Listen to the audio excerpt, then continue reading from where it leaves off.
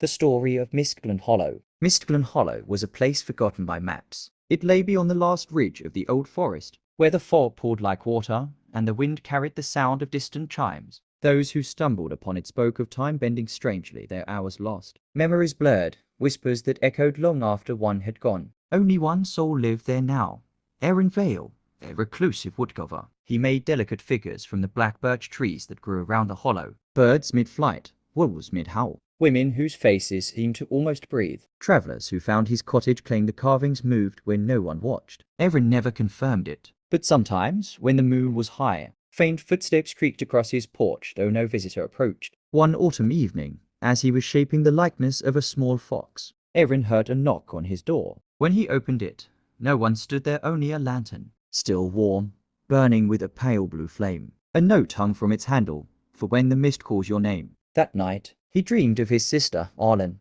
who had vanished into the forest 10 years before. In the dream, she stood at the edge of a lake veiled in fog, holding a lantern like the one now sitting by his bed. "Come find me," she said softly, her reflection rippling outward into darkness. When Erin woke, the blue flame was still burning, though it should have died hours ago. Against his better sense, he took the lantern and stepped into the hollow. The mist thickened as he walked, swallowing sound and shape, until even the trees seemed to breathe around him. Then he saw them, hundreds of lights drifting between the trunks, lanterns of every hue, each carried by a shadow that vanished when he drew near. In the heart of the hollow, the fog parted to reveal an ancient pool, its surface perfectly still. Arlen stood there exactly as in his dream, unchanged by the years. "You found me," she whispered. Her lantern burned brighter, its flame shifting from blue to white. "The hollow remembers what the world forgets." Erin reached for her hand, but his fingers passed through like smoke. The reflection beneath the water trembled, not one face,